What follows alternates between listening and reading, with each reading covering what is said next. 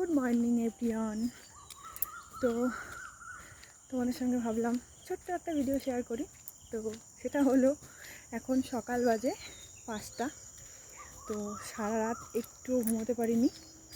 তো যদিও কালকে বিকালে একটু ঘুমিয়েছিলাম, আর কালকে রাতেও একটু ঘুমিয়েছিলাম বহুদিন পরে। কালকে বিকালে শরীরটা একটু খারাপ ছিল বলে কালকে বিকালে বেশ ভালোই ঘুম হয়েছে। তো সারা রাতে আমি এক ফোঁটাও ঘুম চোখে আনতে পারিনি।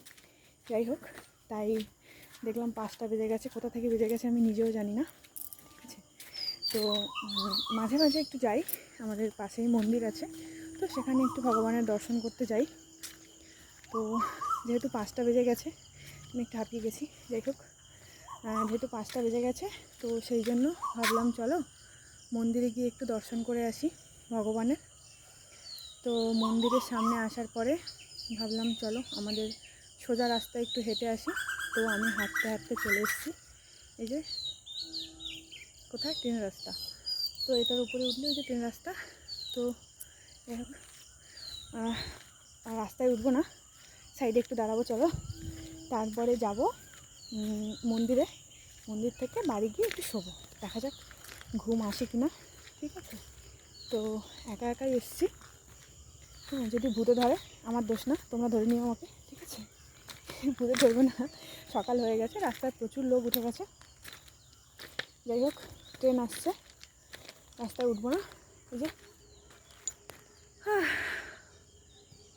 তো এবারে যাব আমি ভগবানের কাছে, ঠিক আছে, গিয়ে তারপরে যাব বাড়িতে। তো কালকে রাতে 12টার সময় বোধহয় মন্দিরে গেছিলাম, ওই 11:30 12টা হবে। বাড়িতে এসেছিলাম ওই 1টা 1:30 হবে না, 1টা হয়তো বাজে। তো বাড়িতে এসে সেই থেকে কন্টিনিউ মোবাইল দেখছি, বাট ঘুম আসছে না। মাঝখানে অনেকবার ফোনটা রেখেছি যে একটু ঘুমাবো, কিন্তু ঘুম আর আসেনি। যাই হোক, এবার একটু হাঁটতে এলাম, তারপরে যাবো ভগবানের কাছে। ভগবানের দর্শনটা করে নিয়ে দেখা যাক ভগবান আমার চোখে ঘুম দেয় না কি না।